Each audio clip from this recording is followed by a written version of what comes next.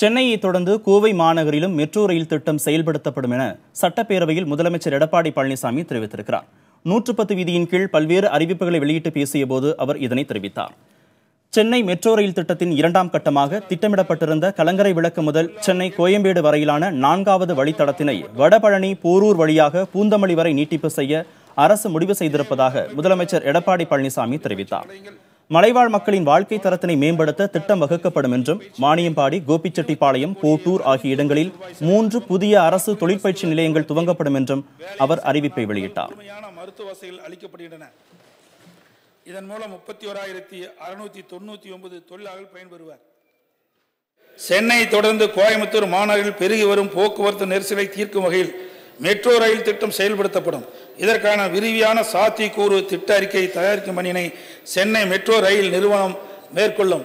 இத்திட்டத்திற்காக மத்திய அரசின் மூலமாக ஜெர்மன் நிதி நிறுவனமான KfW நிதியுதவி பெறப்படும்.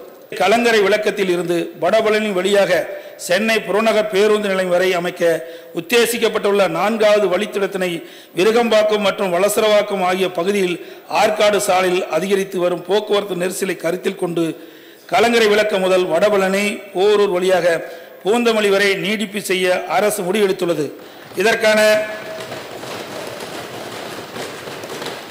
இதற்கான விரிவான துணை திட்ட அறிக்கை தயாரிக்கும் பணி சென்னை மெட்ரோ ரயில் நிறுவனம் மேற்கொள்ளும்.